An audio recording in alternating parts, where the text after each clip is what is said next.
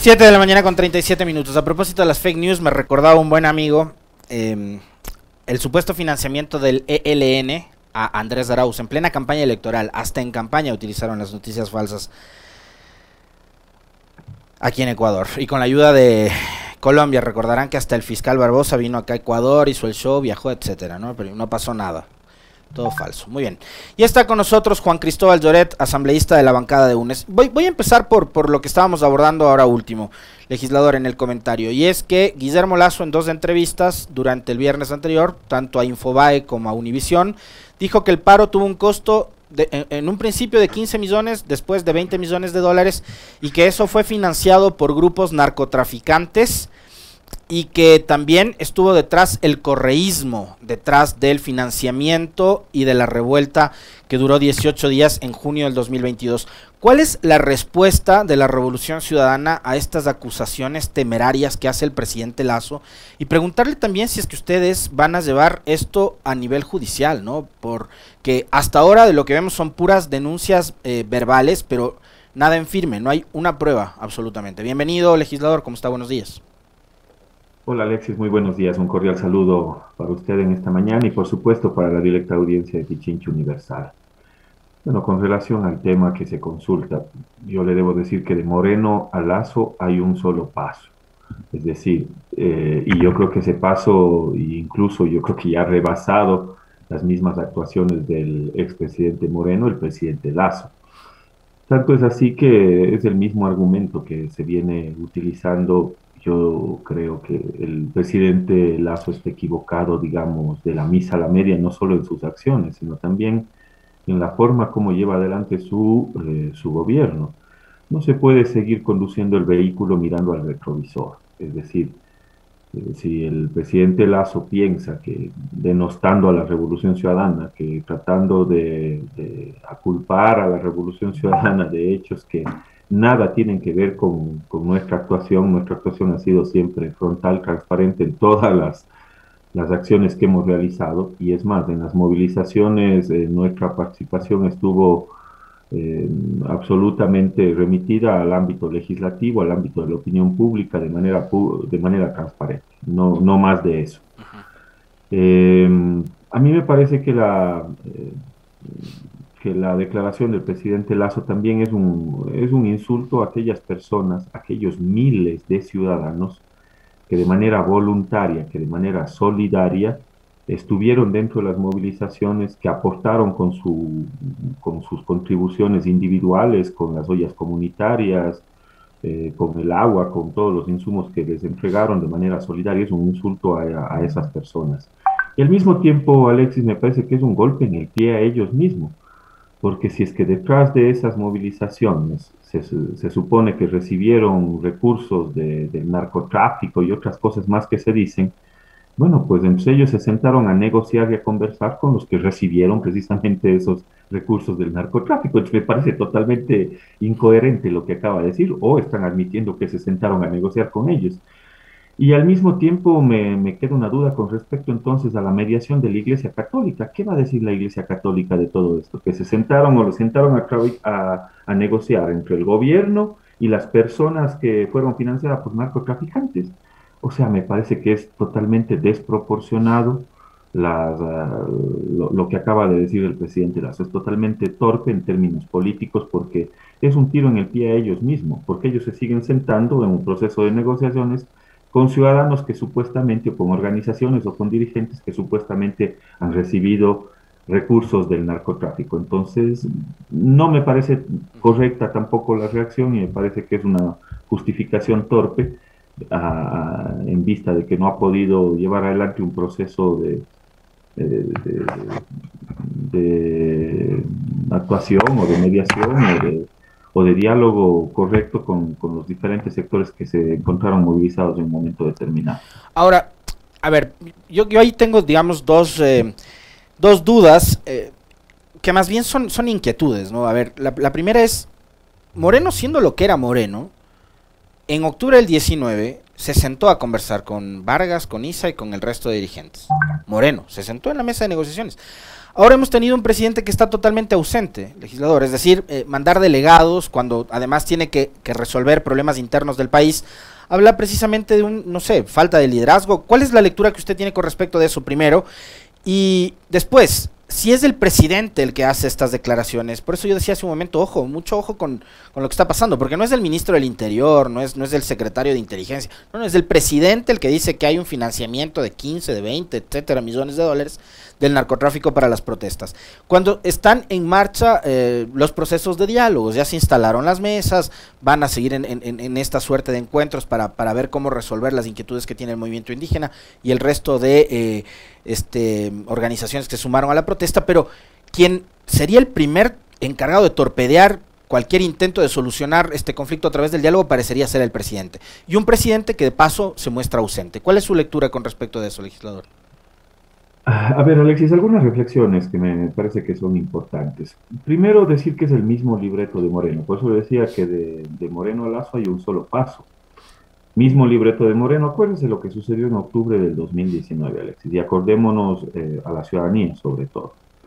Lo primero que salieron a decir cuando se llevaban adelante las movilizaciones es que son venezolanos que están detrás de las movilizaciones, hicieron unas detenciones afuera del aeropuerto de Quito, a los que hacían, entiendo, trabajaban en la plataforma de Uber y decían que esos eran financiados por el chavismo y que les detuvieron y que llevaron adelante una investigación. Ese fue el escándalo que hicieron a nivel comunicacional. Luego salieron a decir que había un hackeo informático y que detrás de todo eso estaba Olavín. Lo detuvieron a Olavín. Y hay un proceso que se está llevando adelante en la justicia ecuatoriana, pero con una serie de observaciones, incluso de carácter internacional por aquel caso, porque se vulneraron una serie de derechos y garantías constitucionales y legales. Luego salieron a decir que eran los correístas los que estaban detrás, que eran los grupos armados. El mismo libreto que utilizaron con Moreno están utilizando en este preciso momento.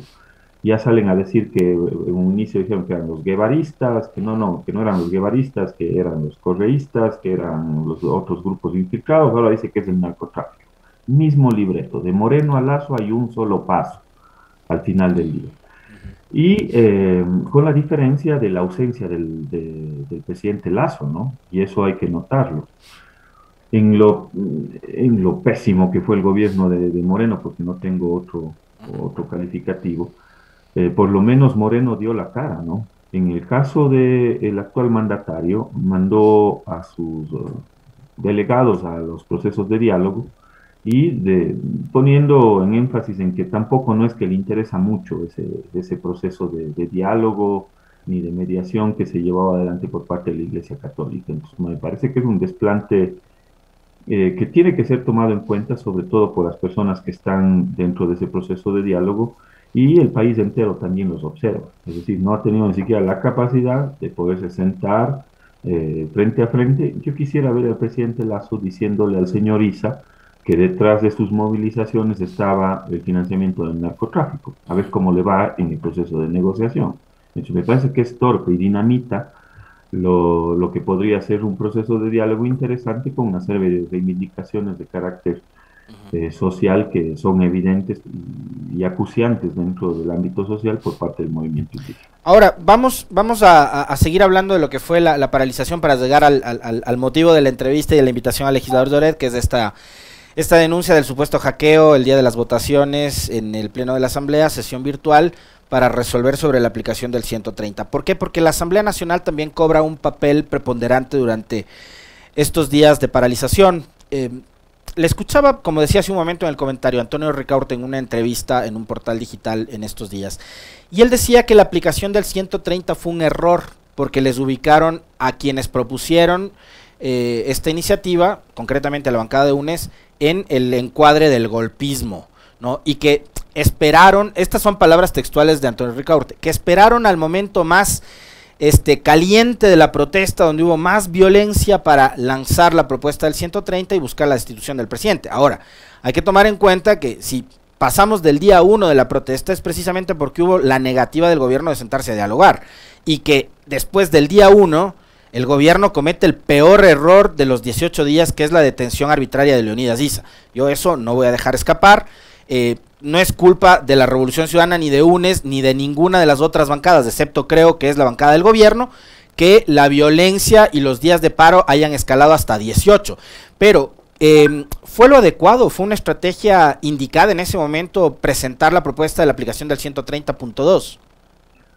Gracias, Alexis. Yo comparto esa misma reflexión. Yo creo que, digamos, el 130 fue un mecanismo plenamente constitucional y coincido en la torpeza del gobierno de alimentar la protesta social, porque desde el día uno ellos podían haber convocado a esta misma mesa de diálogo, poner por delante, digamos, la plataforma que planteaba la CONAIE y llegar a un proceso de negociación. No lo hicieron. Al día 2 le metieron preso a Leonidas Issa y alimentaron una protesta social de proporciones que duró 18 días. Nosotros tomamos la decisión y la definición de aplicar un mecanismo constitucional que es el 130, luego de haberle planteado durante más de 10, 12 días, 12, 14 días al presidente Lasso, tres opciones o tres salidas. Lo hemos dicho de manera frontal. Salida uno, diálogo. El diálogo que pueda acercar las posiciones y diálogo sin condicionamientos. No es que te diálogo contigo, pero me tomo la Asamblea Nacional con los militares. Diálogo contigo, pero me tomo la Casa de la Cultura. Diálogo contigo, pero te meto preso. Diálogo contigo, pero te criminalizo la protesta social. No, eso no funciona. Nosotros desde el día uno le habíamos planteado al presidente esas tres opciones. Diálogo, 148 de la Constitución y el 130, desde el día uno, siempre poniendo por delante el diálogo. Y claro, ya cuando las movilizaciones y las jornadas de protesta se recrudecen y hay una brutal represión por parte de la fuerza pública, el día en el cual, o en la madrugada en la cual nosotros habíamos presentado ese recurso del 130 de la Constitución, nos da cuenta de que habían 2 muertos adicionales, ya sumaban 5, y con circunstancias totalmente violentas. ¿Eso qué es lo que hizo? ¿Qué es lo que logró el 130? Lo que logró el 130 es pasar de la bronca, del desangre en las calles, a el diálogo o el debate político en la Asamblea Nacional más que el diálogo. Entonces yo creo que fue un mecanismo idóneo para que el gobierno nacional se vea en la obligación de sentarse a conversar con la CONAIE. ¿Por qué? Porque pasamos de sangre en las calles al debate político en la Asamblea. Y ese fue un instrumento, un mecanismo que le permitió también a la CONAIE, sobre todo, sentar sus bases firmes dentro de un mecanismo de un proceso de diálogo. Y por otro lado, logró otro objetivo. El objetivo que logró es retirar el estado de excepción que se encontraba vigente en el país. Claro. De manera inmediata, cuando se active el mecanismo y la Asamblea sí va a reunirse, acuérdense, minutos antes el presidente Lasso retira ese estado de excepción que le daba ciertas potestades a la fuerza pública, sobre todo para la represión social. Yo creo que al final del día fue un mecanismo interesante, importante, que planteaba por delante salidas constitucionales y democráticas, porque lo que se trataba era de adelantar las elecciones 90 días de hubiésemos estado en elecciones, si es que ese mecanismo al final del día hubiese obtenido los votos que se requerían. Ahora, ahí la pregunta que me imagino yo muchos se harán, al igual que yo, es ¿por qué la iniciativa surge de UNES? ¿Y por qué no de Pachacutic? O sea, quienes más sintonizados debían estar con los manifestantes, porque eran precisamente liderados por el movimiento indígena, tenía que haber sido la bancada de Pachacutic. ¿Y por qué ellos no salen al frente y tienen que hacerlo ustedes? Bueno, les dijimos en un momento determinado, miren, aquí están nuestras 47 firmas. A la gente que le están masacrando es a su gente, ustedes son los convocantes. Entonces, a la gente que le estaban acribillando en las calles, era la gente de Pachacutic. Lo lógico hubiese sido que Pachacutic presente ese recurso. En algunas conversaciones con algunos asambleístas de Pachacutic les dijimos, nuestras 47 firmas están a su disposición. Pero más bien, digamos, la respuesta de ciertos actores o sectores de Pachacutic no estaba encaminada a buscar una salida de carácter constitucional, sino que ellos estaban en la negociación, entre comillas. No sé qué estaban negociando, qué estaban esperando, pero nosotros decidimos en un momento determinado tomar esa opción como una opción cierta, que al final del día evite la muerte de más de 4 días. Y si es que esa medida logró que a partir de la presentación de ese mecanismo del 130 evite la muerte de una persona, yo creo que, digamos, el objetivo fue loable, porque lamentablemente Pachacutic no quiso tomar esa decisión, ellos estaban en otros cálculos de negociación, mientras su gente se desangraba en las calles. Yo lamento mucho, tengo que decirlo en este espacio, pero Pachacutic no quiso tomar esa decisión porque se encontraban negociando. ¿Negociando qué? Habrá que preguntarles a ellos, pero nosotros no podíamos esperar y poner en riesgo la vida de las personas que en la calle se libraba una batalla campal. Y si es que logró salvar la vida de una persona, de un ser humano, yo creo que valió la pena.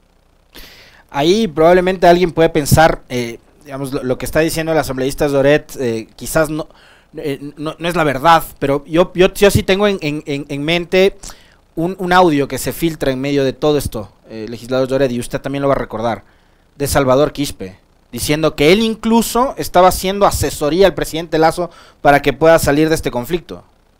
Justamente, Alexis, por eso le digo, había, bueno, no podemos decir, no conozco, digamos, la dinámica interna de Pachacuti, pero es evidente que tienen 2 o 3 grupos y seguramente uno de los grupos, y hay que reconocerlo, también hay un grupo de Pachacuti rebelde que tiene un poco más de sindéresis política, pero hay otros grupos que más bien están en la negociación. ¿Negociación de qué? Pregúnteles a ellos, Alexis, pero en todo caso, ellos tenían también el mecanismo, ellos tenían la herramienta, nosotros comprometimos nuestros 47 votos porque se necesitaban 46 firmas para aplicar el 130, para desde el inicio aplicarlo, pero no, nunca lo quisieron hacer. Entonces nos vimos obligados para parar el desangre y llevarlo al debate político de aplicar por parte de la Revolución Ciudadana. A ver, llegamos al momento culmen. Fueron 3 sesiones maratónicas que se llevaron a cabo en la asamblea hasta horas cercanas a la medianoche. Y finalmente el martes votan. Y en medio de la votación, que igual duró creo que 1 hora, ¿no? Entre la votación final y lo que son los procesos de verificación, de rectificación y demás, surge una denuncia, ¿no? De que hay 4 legisladores de la izquierda democrática que dicen que su sistema, el sistema informático a la hora de votar fue vulnerado, y ellos ya apuntan directamente, el señor Basigalupo, que se le veía durante la transmisión ahí manoseándose la nariz, diciendo que el correísmo era el responsable del hackeo del sistema de votación. Ya les están acusando directamente a ustedes. Digo, ¿tienen la capacidad? Ustedes que son, parecen los culpables de absolutamente todos los males de este país, pero ¿tienen la capacidad como para adulterar y alterar el sistema de votación informático de la Asamblea, legislador? Para nada, Alexis, no tenemos esa capacidad. Cualquier acusación que venga de los asambleístas es totalmente falsa, digamos, es irrelevante, porque más bien al contrario, quienes tienen la obligación de hacer su voto de manera personal son los legisladores. Mire, yo quiero tratar de explicarles cómo funciona ese mecanismo de curul electrónico. Cuando uno está en el pleno de la Asamblea Nacional, efectivamente está frente a su computador, ahí está alojado todo el software, el sistema que sí lo maneja la Asamblea Nacional, que es el software de la curul electrónica, y tiene una serie de seguridades, desde la huella dactilar, es decir, usted ingresa en la mañana a su curul electrónica a través de su huella dactilar, nadie más puede ingresar, nadie más. Cuando se implementa el mecanismo de voto electrónico o telemático a través de los medios virtuales, es decir, no estábamos ese día en el pleno de la Asamblea Nacional, para acceder a esa curul electrónica uno utiliza un sistema que se conoce como ANIDESC, que es un sistema que no es de la Asamblea Nacional, sin embargo es utilizado en los diferentes medios informáticos. Entonces usted ingresa a la ANIDESC con una clave, con un usuario y una clave que le proporcionan desde la Asamblea Nacional. Esa clave es personal, estimado Alexis, personal, es decir, usted no puede dar a nadie más esa clave. Ni a mis asesores, ni a mi asistente, nadie más puede utilizar eso. Nadie más, eso dice el reglamento de las curules electrónicas, y ya le voy a dar lectura a un artículo que es fundamental. Y luego de eso, cuando usted quiere llevar adelante el registro en su curul electrónica, en el sistema de la Asamblea Nacional, usted tiene un usuario y una contraseña. Ese usuario y esa contraseña es personal, no la puede dar a nadie.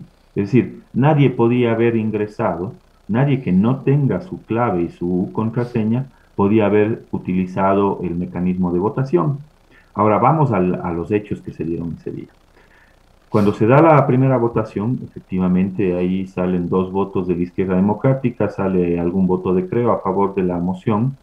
Luego se pide la reconsideración, le dan la palabra a un legislador, a la legisladora Andrade, y dice que le han hackeado su sistema, que ella no ha votado a favor de esa tesis de sacar al presidente Lazo. Y es más, luego se rectifica la votación y le dan la palabra al señor Flores, al asambleísta Flores, y él pasa un video, y ese video es totalmente revelador de qué es lo que sucedió. ¿Qué es lo que sucedió? Ahí hay un video en el cual el asesor del asambleísta Basigalupo dice, voy a votar, y ya se registra, pone la clave. ¿Quién pone la clave y la contraseña? No es el asambleísta Basigalupo, es su asistente, su asesor, no sé quién era, el que hace el video. Él ingresa con la clave del asambleísta y con la contraseña y automáticamente ve cómo alguien vota, le da votando. ¿Qué es lo que quiere decir? Que esa clave, que ese usuario y esa contraseña lo tenía alguien más, pero no lo tenía el asambleísta Basigalupo. Le daban votando. Y eso es muy grave, Alexis, eso es muy grave, porque lo que está detrás es un incumplimiento al reglamento de la curul electrónica, que le voy a dar lectura a continuación. Dice de las obligaciones de las y los asambleístas. Ese es el reglamento, el artículo 4, numeral tercero. ¿Cuáles son las obligaciones de un asambleísta?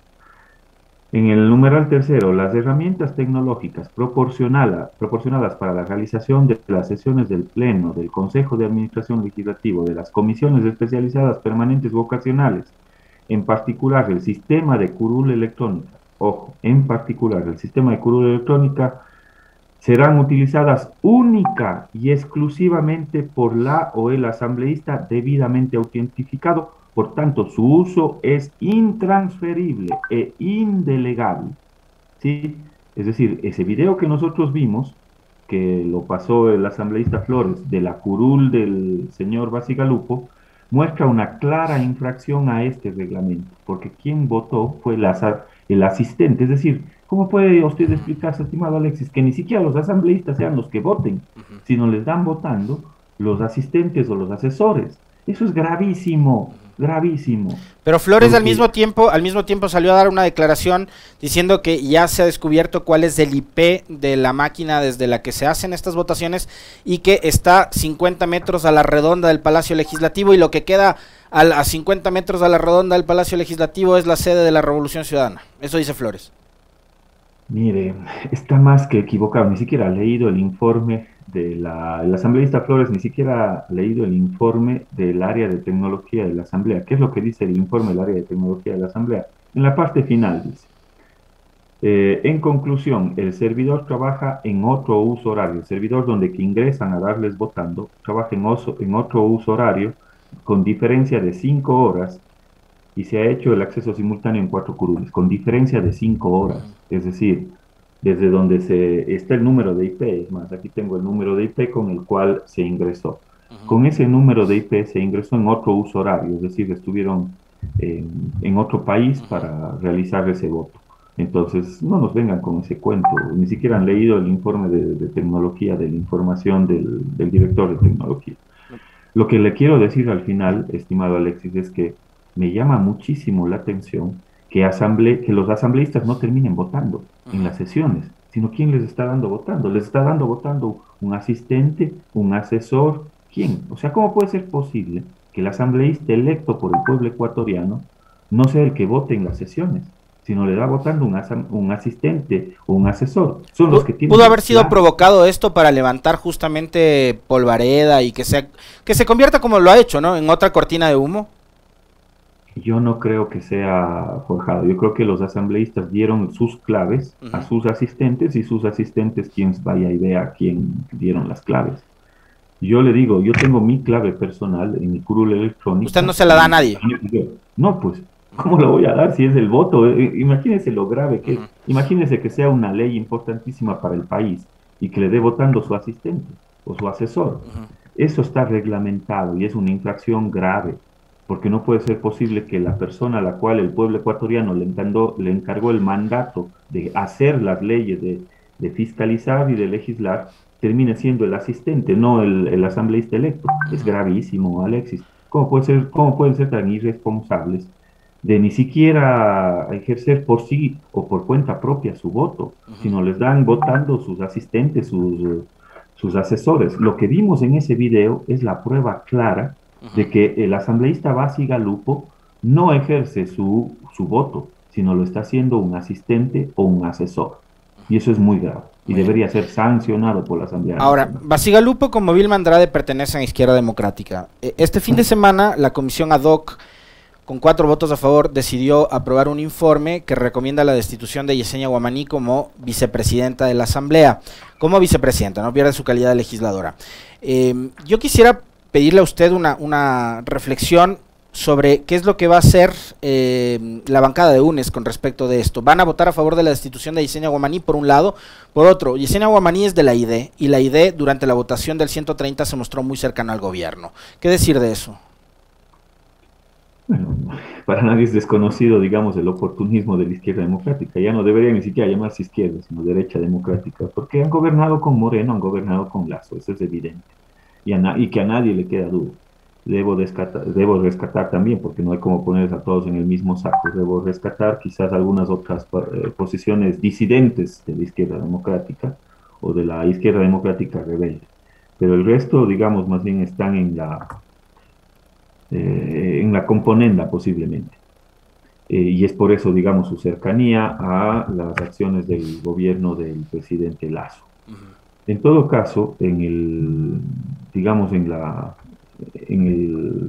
el expediente, en el proceso que se lleva adelante la asambleísta Guamaní, hay que, digamos, encontrar un mérito para que pueda, en un informe final, ser destituida de su cargo la asambleísta Guamaní. Ella tiene el legítimo derecho a la defensa en el Pleno de la Asamblea Nacional, y mientras no se ejerce ese legítimo derecho a la defensa, digamos, no podría darle, estimado Alexis, digamos, una posición sin escucharle al asambleísta Guamaní, porque ese es el debido proceso, porque es una garantía fundamental. Es decir, no hay tampoco una postura como bancada. O sea, al final del día tendremos dentro del debido proceso que tomar una decisión, que tomar una posición, pero luego de escucharla. ¿Por qué? Porque no se puede adelantar criterio, no podría yo adelantar, porque al final del día, con mi voto, es que se decide la suerte del asambleísta Guamaní, si es que continúa o no continúa en la vicepresidencia de la Asamblea Nacional. Y para eso se necesita el debido proceso, y dentro del debido proceso está el legítimo derecho a la defensa en el Pleno de la Asamblea Nacional. Una vez que ejerza, encantado, Alex, seré el primero en poner mi postura con respecto a lo que tiene que ver con la asambleísta Guamaní. De lo que pude ver en el expediente, se ha justificado plenamente, digamos, su falta, por lo tanto, tiene que llevarse adelante este proceso de destitución como vicepresidenta de la Asamblea Nacional. Muy bien. Antes de cerrar la entrevista, porque ya se nos va terminando el tiempo, le quiero también, quiero compartir algo con el legislador Juan Cristóbal Lloret de la bancada de UNES. Es el doble rasero con el que se procesan los temas políticos, no solo del Ecuador, sino del mundo entero. Fernando Villavicencio, asambleísta independiente, presidente de la Comisión de Fiscalización, sobre las protestas en Ecuador, había presentado una denuncia penal por rebelión y terrorismo en contra de quienes salieron a las calles a protestar en Ecuador durante los 18 días. Vale recordar que el pueblo indígena Villavicencio lo acogió cuando él se había declarado un perseguido del correísmo. Y ahora que en Argentina la gente también ha salido a protestar en contra de Alberto Fernández y Cristina Fernández, él dice: miles de argentinos piden la renuncia de Alberto Fernández y Cristina Fernández de Kirchner, y una serie de hilos de tweets que ha puesto, ¿no?, respaldando el pronunciamiento del pueblo argentino, que en su legítimo derecho a la protesta también han salido en las calles, hasta los exteriores, afuera, ¿no?, en la plaza de Mayo, al frente de la Casa Rosada, a protestar contra Alberto Fernández. Entonces, en un lado sí hay democracia y un pronunciamiento democrático, pero en el otro, en el caso de Ecuador, Villavicencio ha puesto una denuncia por terrorismo y rebelión, y les ha dicho a ustedes que son golpistas. ¿Qué decir también de esto, legislador Lloret? Más allá de la sorna que puede provocar. Es el doble rasero, es el doble rasero, es la doble moral, es la doble moral. Cuando se dan estas acciones en un país, entonces es justificado. Y ojo, fíjese la reflexión que usted hace, Alexis, es importantísima. ¿Hasta dónde llegaron los manifestantes? Hasta los exteriores de la Casa Rosada. ¿Usted vio alguna agresión, alguna represión? ¿Usted vio que le golpeaban a algún manifestante? Yo no he visto, hasta ahora no he visto. Y aquí hay una diferencia enorme. Pues aquí lo primero que hicieron es agredirles a los manifestantes y la brutal represión que tomó como víctimas a 5 personas, a 5 seres humanos. Digamos, es el doble rasero, la doble moral de algunos legisladores y de algunos políticos. Fíjese, lo mismo sucede en algunos países europeos. Vea lo que está sucediendo en Alemania, en Holanda, en algunos otros países que también, digamos, por las circunstancias difíciles que están pasando, que están viviendo luego de la pandemia, han salido a movilizarse y a manifestarse. Las protestas siempre serán reconocidas, digamos, al menos por nosotros siempre hemos reconocido, inclusive cuando hemos sido gobierno, Alexis, nosotros hemos reconocido siempre el derecho a movilizarse, a manifestarse. Pero para algunos en algún momento es golpismo, para otros en otro momento o en otras circunstancias o en otros países son los efectos democráticos. Ese es el doble rasero, la doble moral de algunos asambleístas y de algunos políticos, ¿no? Lamentablemente y dolorosamente para el país. Muy bien, le queremos agradecer al legislador Juan Cristóbal Lloret de la bancada de UNES por haber aceptado la invitación a esta entrevista. Un abrazo, gracias.